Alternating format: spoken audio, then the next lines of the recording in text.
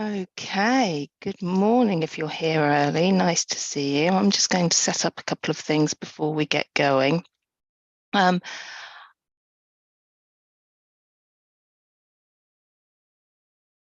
forget that you are very welcome to include yourselves in this. If you want to add a question or anything to the chat, please feel free to do so. I'm just going to set up a couple of things before 9 o'clock.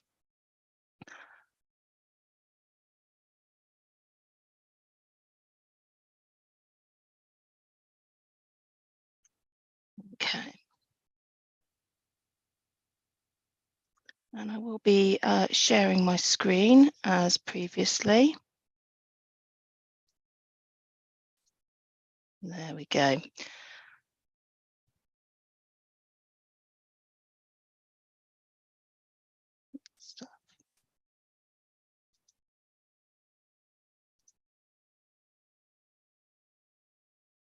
And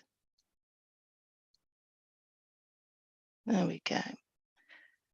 Okay, so let me talk you through what was happening yesterday. So yesterday, if you weren't able to be here, it should be on my channel. You should be able to see what we talked through, and I've cut off the beginning where you have to wait for ages for me to get sorted out. So you will be able to watch that back if you want to.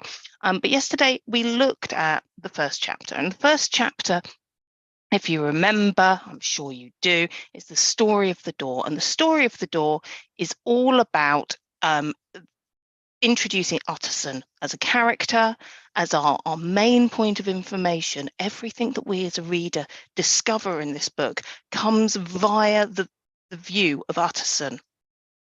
So we've seen this in the story of the door. Utterson has been introduced as a character. We found out a bit about him as a character.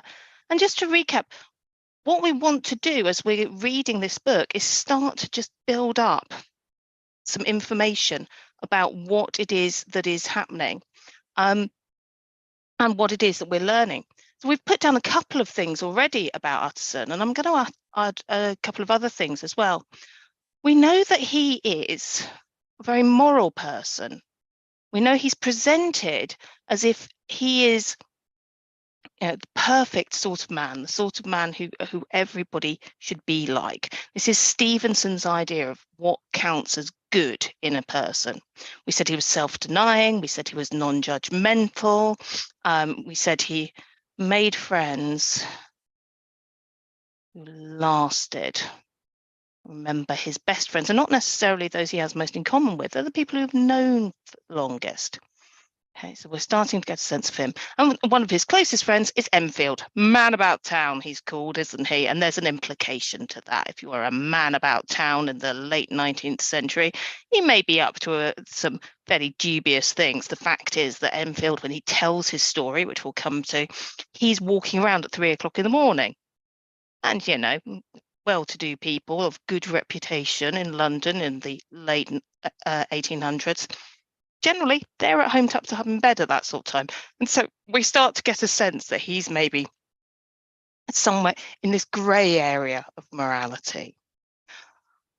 We've also been introduced to Hyde, and we've been introduced to Hyde via Enfield, because Enfield tells Utterson the story of the door, and the door is the place where Utterson and place where Hyde runs over the little girl, and then he goes into the door and comes out with a check to make it all better. And we get a little bit of a sense of Mr. Hyde here as well. He is deformed. He brings out violent hatred in others. Now, you may have noticed on the board here, I've got a couple of pictures. I'm going to zoom in on this one first of all. This picture is a picture showing phrenology, which was a science in the 19th century, or considered a science. It was the belief that the shape of your head dictated your morality, your personality, your intelligence. You can see here we've got, for example, if this is particularly lumpy, then you might be very, very cautious. If, let's see, if this is lumpy, you might be very, very destructive, and so on and so forth. Now, obviously, it's nonsense. Clearly, it's nonsense, but a lot of people took it very, very seriously. And since it is 9 o'clock, I'm going to just start again and say hello to anyone who's joining. This is day 2. If you missed yesterday, that's absolutely fine. It should be on the channel. You should be able to watch that back. But today we're going to be looking at chapter 2, which is the search for Mr. Hyde. Okay. And I've just been talking about some of the ideas that we got from chapter 1. And I'm just very quickly wanted to mention a couple of thematic things, contextual things that you may well be already aware of, but which help us understand the world in which Stevenson was living. And I'm talking about this thing, phrenology, the study of the shape of someone's head. It is completely mad. We know this now. We've passed all this, but a lot of people believe that shape of your head dictated what sort of person you were. Now, I've got next to this a photo of a chap who you may have heard of yourself. This is a guy called John Merrick, and I've put him on the board because his story really illustrates quite beautifully some of the beliefs that Victorian England had, and they had about appearance. Now, John Merrick, as you can see here, poor chap was born really severely deformed. You can see his sort of lumps on his face. There were deformities around the rest of his body as well.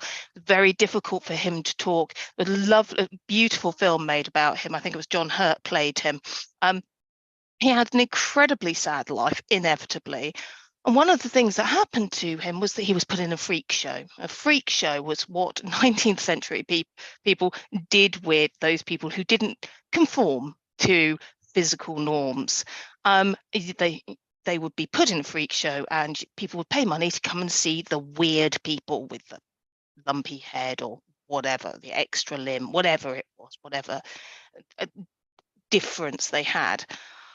Obviously now 21st century us will look at that and go, dear Lord, that's awful. And it was really awful. People made judgments about appearance. To appear like that in Victorian England was indicative to many of something fundamentally morally wrong with that person. John Merrick, by all accounts, was an absolute sweetheart. He was incredibly decent, very thoughtful, very interesting man who suffered awfully. And his very existence rather disproved this Victorian idea. But I wanted to mention him very briefly, just so that you've got some kind of sense of the world in which we are looking at the moment. I'm going to go over now, and we're going to go and take a look at the search for Mr. Hyde. And as I did yesterday, I will be sort of highlighting things as we go. And I will be sort of looking out for character comments. I'll be, things we can say about the character. I'll be looking for things to do with themes and that sort of thing. And I will check back every so often to see if there are any questions. I'll check back sort of halfway through to see if there are any questions coming up. So do feel free to put them in the chat. But we'll get started now. So this is the search for Mr. Hyde. That evening, Mr. Utterson came home to his bachelor house in sombre spirits and sat down to dinner without relish. And of course, sombre spirits after hearing this story from Mr. Enfield about Hyde trampling this girl and going into this house.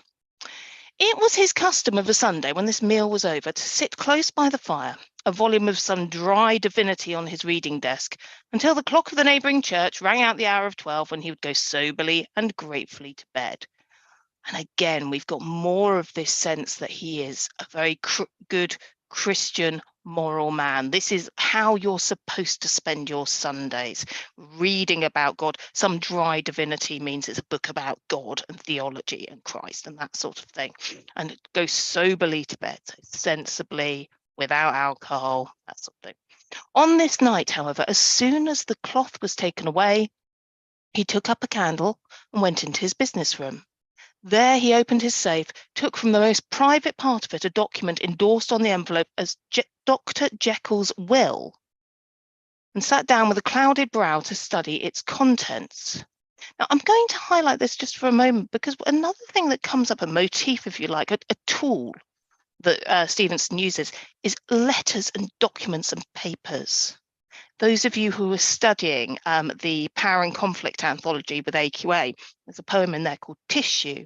And in that poem, as Darker talks about how bits of paper form the layers of our lives, the layers of our personality, if you like. And we can really see this in the way that this whole story is built up around wills and letters and checks, all this detritus, all this documentation that builds up together and makes a story.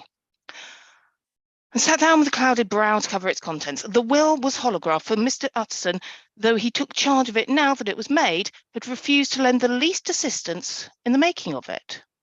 We get a little bit of backstory here, don't we? It provided not only that in the case of the decease of Henry Jekyll, all his possessions were to pass into the hands of his friend and benefactor, Edward Hyde, but that in the case of Dr. Jekyll's disappearance or unexplained absence for any period exceeding 3 calendar months, the said Edward Hyde should step into the said Henry Jekyll's shoes without further delay and free from any burden or obligation beyond the payment of a few small sums to the member of the doctor's household.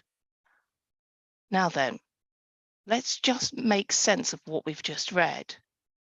So we've got a will written by someone who we've not heard of before, Dr. Jekyll, in which he says if anything happens to him, all his stuff goes to Edward Hyde. And we know who Edward Hyde is because we've just heard of him. Now we start to see why Utterson's looking a little bit worried. The said Edward Hyde should step into the said Henry Jekyll's shoes without further delay and free from any burden or obligation beyond the payment of a few small sums to the members of the doctor's household. The document had long been the lawyer's eyesore. It offended him, both as a lawyer and as a lover of the sane and customary sides of life, to whom the fanciful was the immodest. And again, we've got a little bit here about the character of Utterson. He doesn't like fanciful, he likes things orderly. And hitherto it was his ignorance of Mr. Hyde that had swelled his indignation. Now, by a sudden turn, it was his knowledge. So he'd been suspicious about this before, but now he knows something about Hyde, that he likes trampling small girls. Now he's really worried about this. It was already bad enough when the name was but a name, of which he could learn no more. It was worse when it began to be clothed upon with detestable attributes, and out of the shifting, insubstantial mist that had so long baffled his eye, there leaped up the sudden, definite presentiment of a fiend. I thought it was madness, he said, as he replaced the obnoxious paper in the safe, and now I begin to fear it is disgrace. With that, he blew out his candle, put on a greatcoat, and set forth in the direction of Cavendish Square, that citadel of medicine, where his friend, the great Dr. Lanyon, had his house and received his crowding patients. If anyone knows, it will be Lanyon, he had thought. Now then, we've got another person being introduced.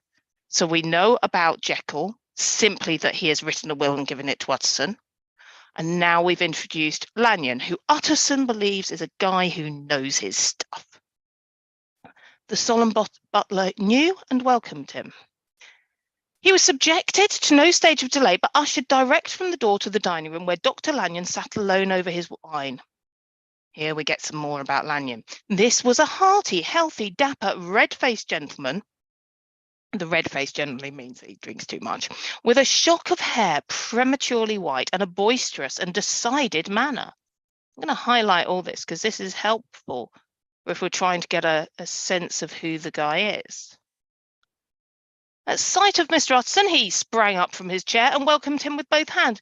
The geniality, as was the way of the man, was somewhat theatrical to the eye, but it reposed on genuine feeling. These two were old friends, old mates both at school and college, both thorough respecters of themselves and each other, and what does not always follow, men who thoroughly enjoyed each other's company. After a little rambling talk, the lawyer led up to the subject which so disagreeably preoccupied his mind. I suppose, Lanyon, said he, you and I must be the two oldest friends that Henry Jekyll has. Interesting. So now we know that there's a little triangle of friendship. We have Utterson, we have Lanyon, and we have Jekyll. "Oh, I wish the friends were younger," chuckled Dr. Lanyon. "Well, I suppose we are, and what of that? I see little of him now." "Indeed," said Utterson. "I thought you had a bond of common interest." "We had," was the reply, "but it was more than 10 years since Henry Jekyll became too fanciful for me. He began to go wrong in mind, and though, of course, I continue to take an interest in him for old sake's sake, as they say, I see, and I have seen devilish little of man. Such unscientific balderdash," added the doctor, flushing suddenly purple, "would have exchanged Damon and Pythias. Now then, Damon and Pythias, brothers, don't need to worry too much about it, but it's about two people who loved each other very much. So something has happened, something has gone on between Jekyll and Lanyon that has separated them. But we don't know exactly what it is. So we're going to put this down here. Hints at separation.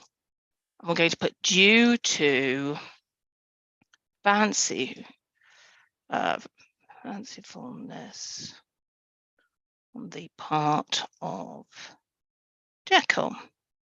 And of course, we know Utterson has no time for fancifulness and whimsy, and neither does Lanyon. And these are our good guys. Fancy and whimsy belong to someone else. This little spirit of temper was somewhat of a relief to Mr. Utterson. They have only differed on some point of science, he thought, and being a man of no scientific passions, except in the matter of conveyancing, he even added, "It is nothing worse than that." He gave his friend a few seconds to recover his composure, and then approached the question he had come to put. "Did you ever come across a protege of his, one Hyde?" he asked. "Hyde?" repeated Lanyon. "No, never heard of him. Since my time." That was the amount of information that the lawyer carried back with him to the great dark bed on which he tossed to and fro, until the small hours of the morning began to grow large. It was a night of little ease to his toiling mind, toiling amid darkness and besieged by questions. Now, let's just pause there for a moment, because again, we get a little bit of a sense of Utterson here. He's asked questions. He wants to know more. He could have asked more, but he doesn't. And again, this kind of reflects on who Utterson is. You know, he allows his friends to go to the devil in their own way. 6 o'clock struck on the bells of the church that was so conveniently near to Mr. Utterson's dwelling, and still he was digging at the problem. Now, it's always dangerous to make too much of questions of setting. But Utterson, our good guy, lives near a church, and I feel that's worth remarking upon. And still he was dealing with the problem. Hitherto it had touched him on the intellectual side alone, but now his imagination also was engaged, or rather enslaved. And as he lay and tossed in the gross darkness of the night in the curtained room, Mr. Enfield's tale went by before his mind in the scroll of lighted pictures. He would be aware of the great field of lamps of a nocturnal city, then of the figure of man walking swiftly, then of a child running from the doctors, and then these met, and that human juggernaut, look, he's borrowed that phrase, trod the child down and passed on regardless of her screams. Or else he would see a room in a rich house where his friend lay asleep, dreaming and smiling at his dreams, and then the door of the room would be opened, the curtains of the bed plucked apart, the sleeper recalled, and lo, there would stand by his side a figure to whom power was given, and even at that dead hour he must rise and do its bidding. The figure in these two phrases haunted the lawyer all night, and if at any time he dozed over, it was but to see it glide more stealthily through sleeping houses, or move the more swiftly, and still the more swiftly, even to dizziness, through wider labyrinths of lamp-lighted city, and at every street corner crush a child and leave her screaming. Let's just pause again for a moment, because this whole section, this insight into what's happening in Utterson's mind. He is torturing himself. And this very Gothic kind of style of description here, state of mind, I'm going to put there, okay. And still the figure had no face by which he might know it.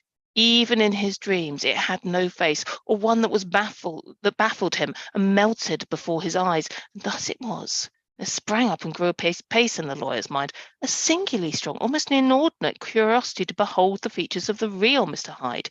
If he could but once set eyes on him, he thought the mystery would lighten and perhaps roll altogether away, as was the habit of mysterious things when well examined. He might see a reason for his friend's strange preference or bondage, call it which you please, and even for the startling clause of the will. At least it would be a face worth seeing, the face of a man who was without bowels of mercy, a face which had but to show itself to raise up in the mind of the unimpressionable Enfield a spirit of enduring hatred. From that time forward, Mr. Utterson began to haunt the door in the by-street of shops. In the morning, before office hours, at noon, when business was plenty and time scarce, at night, under the face of the fogged city moon, by all lights and at all hours of solitude or concourse, the lawyer was to be found on his chosen post. There's something dog-like about this, isn't it? Where we use the word dogged when someone is really determined about something, don't we? And there's something like that about Utterson here. He has become, shall we call it obsessed or concerned about his friend, possibly even just nosy. So I'm going to put these different words down. Inquisitive. Now, all of these words could be used depending on how you feel about Utterson. Depending on whether you want to ascribe to him more positive characteristics or not, you might decide that he is more concerned and inquisitive. But if you think, actually, he's just being really nosy, we might go that and obsessed. And he says, if he be Mr. Hyde, thought, I shall be Mr. Seek. And there we've got his mission, if you like. He's going to find out who Hyde is. And at last, his patience was rewarded. It was a fine, dry night, frost in the air, the streets as clean as a ballroom floor, the lamps unshaken by any wind, drawing a regular pattern of light and shadow. By 10 o'clock, when the shops were closed, the by-street was very solitary and, in spite of the low growl of London from all around, very silent. Small sounds carried far, domestic sounds out of the houses were clearly audible on either side of the roadway, and the rumour of the approach of any passenger preceded him by a long time. Mr. Utterson had been some minutes at his post when he was aware of an odd light footstep drawing near. In the course of his nightly patrols, he had long grown accustomed to the quaint effect with which the footfalls of a single person, while he is still a great way off, suddenly spring out distinct from the vast hum and clatter of the city. Yet his attention had never before been so sharply and decisively arrested, and it was with a strong, superstitious prevision of success that he withdrew into the entry of the court. The steps drew swiftly nearer and swelled out suddenly louder as they turned the end of the street. The lawyer, looking forth from the entry, could soon see what manner of man he had to deal with. He was small and very plainly dressed, and the look of him, even at that distance, went somehow strongly against the watcher's inclination. But he made straight for the door, crossing the roadway to save time, and as he came, he drew a key from his pocket like one approaching home. Let's pause for a second, because again, we've got our Mr. Hyde here. And we've got this physical look of him, even went somehow strongly against the watcher's inclination. The sort of person that just puts you a little bit on edge. So, here we go. Mr. Utterson stepped out and touched him on the shoulder as he passed. Mr. Hyde, I think. Mr. Hyde shrank back with a hissing intake of breath. Hissing intake. But his fear was only momentary, and though he did not look the lawyer in the face, he answered coolly enough, "That is my name. What do you want?" "I see you are going in," returned the lawyer. "I am an old friend of Dr. Jekyll's, Mr. Utterson of Gaunt Street. You must have heard my name, and meeting you so conveniently, I thought you might admit me." "You'll not find Dr. Jekyll. He is from home," replied Mr. Hyde, blowing in the key. And then suddenly, but still without looking up, "How did you know me?" he asked. "On your side," said Mr. Utterson. "Will you do me a favour?" "With pleasure," replied the other. "What shall it be?" "Will you let me see your face?" asked the lawyer. "Will you let me see your face?" And that's a big question, isn't it? Because although we know that all he means really is, I want to be able to see you, there is a theme that is developing about things that are hidden and things we can see. Sometimes we don't really want to see the things that are hidden. They are hidden for a reason. What is behind that door may be horrific. Maybe we don't want to open it. Utterson digging into these secrets, he may well find out things he doesn't want to know. And equally, if he looks at Hyde's face, what is he going to see? Mr. Hyde appeared to hesitate, and then, as if upon some sudden reflection, fronted about with an air of defiance, and the pair stared at each other pretty fixedly for a few seconds. Now I shall know you again, said Mr. Utterson. It may be useful. Yes, returned Mr. Hyde, it is as well we have met. And apropos, you should have my address. And he gave a number of a street in Soho. Good God, thought Mr. Utterson, can he too have been thinking of the will? He kept his feelings to himself and only grunted in acknowledgment of the address. And now, said the other, how did you know me? By description, was the reply. Whose description? We have common friends, said Mr. Utterson. Common friends, echoed Mr. Hyde a little hoarsely. Who are they? Jekyll, for instance, said the lawyer. He never told you, cried Mr. Hyde with a flush of anger. I did not think you would have lied. Come, said Mr. Utterson, that is not fitting language. The other snarled aloud into a savage laugh, and the next moment, with extraordinary quickness, he had unlocked the door and disappeared into the house. I'm just going to get that. Snarled, savage. We've got that flush of anger.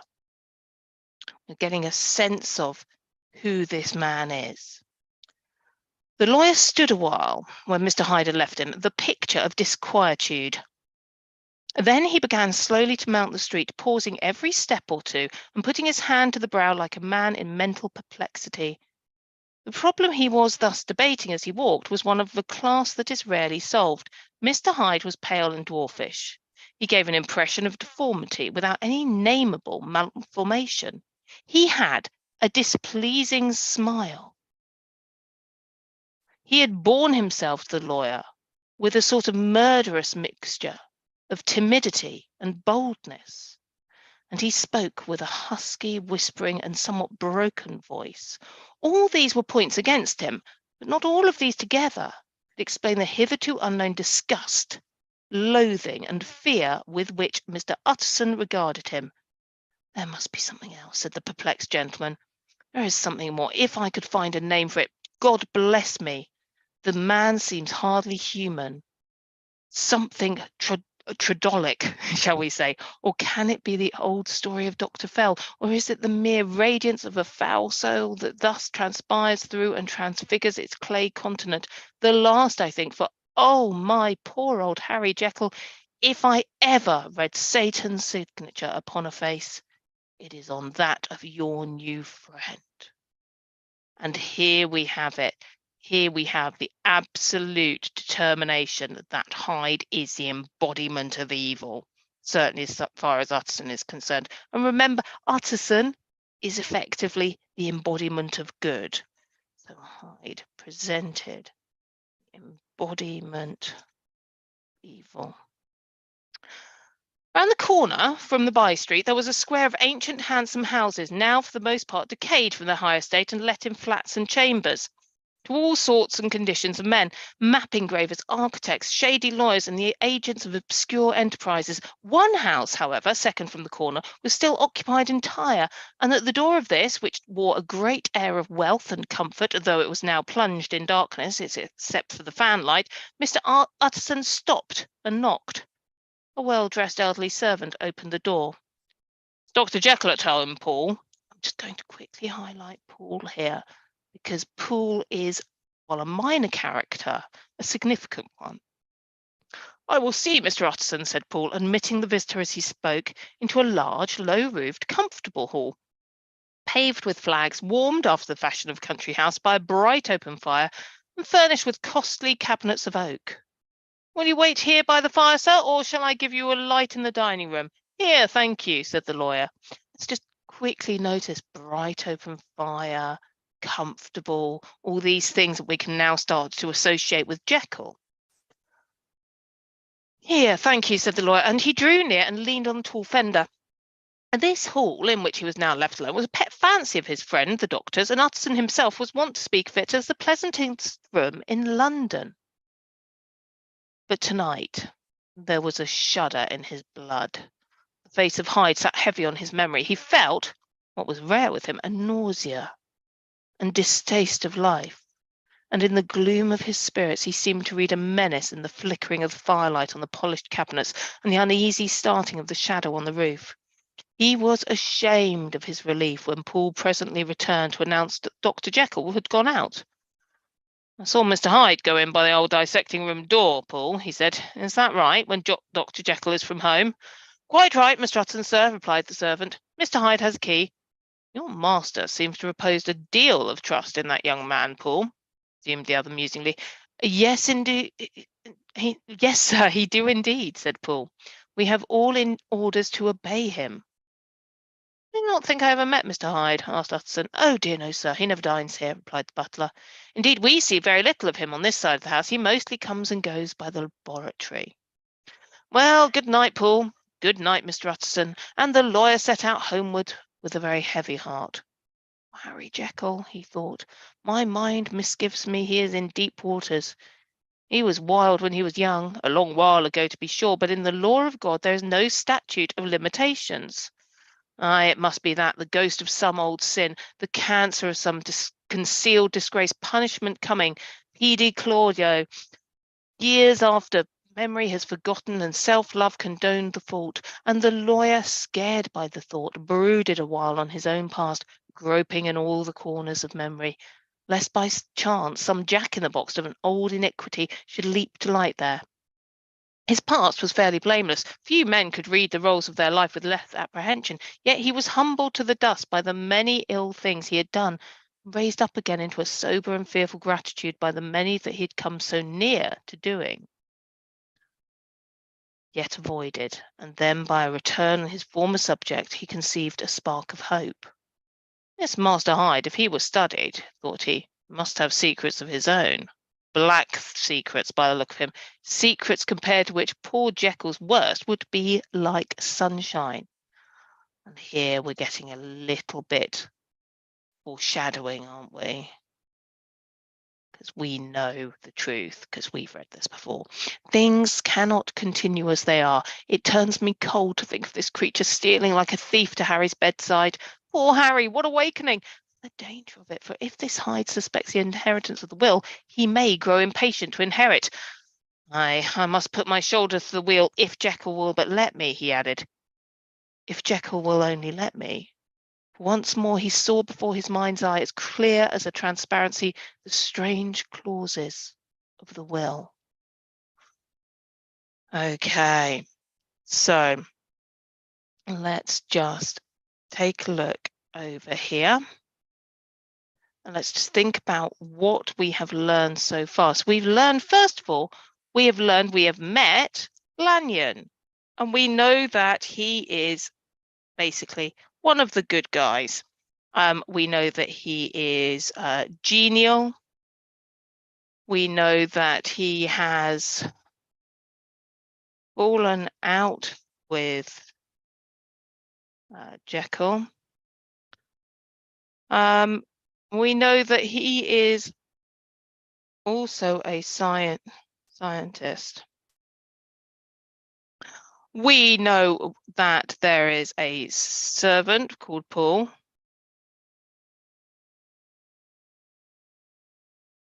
And we know that Utterson is incredibly loyal, isn't he? Because Utterson is looking out for Jekyll, having seen that he's now involved with this man, Hyde. And Hyde, he brings out this violence, hatred. He is deformed. He is, interestingly, he's also a small man, worth noting. So we've got all this already. Now, I've put a few themes. There are countless themes. There are many more themes than this if you want to find them. But these strike me as the most important ones. And I just want to think about, well, what have we learned so far? So reputation, one of the most important things a Victorian and possesses. So if your reputation is at risk, then you risk everything. We've got some idea of morality, not being fanciful seems to be part of morality, doesn't it? We've got things to do with appearance, and we know that, for example, we've got things that are dark, are evil. We've got a door in the dark. We've got Hyde, seems to be quite dark. We've got as well this idea of mystery. What is behind the door? We've got those other questions as well. What is the relationship between Jekyll and Hyde?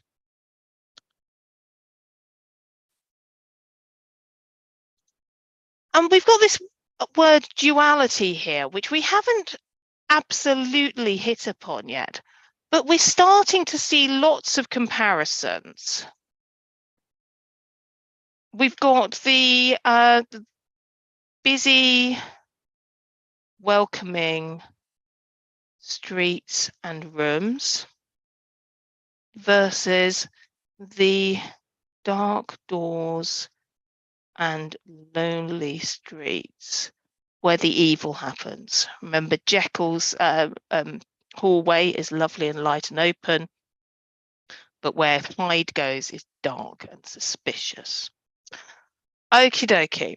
So that's the search for Mr. Hyde. We're going to stop here. I will be uploading this and saving this so that you will be able to watch this without having to go through all the kind of waiting time at the beginning. I'll be doing the same thing again tomorrow morning at 9 o'clock when we'll look at chapter 3. If there is anything that you want to ask or anything that you want us to go over during this, then please do pop a message on the chat or feel free to contact me. You can find me at englishandhistorytutor.com or find me on Facebook under the same name. Have a lovely rest of the day.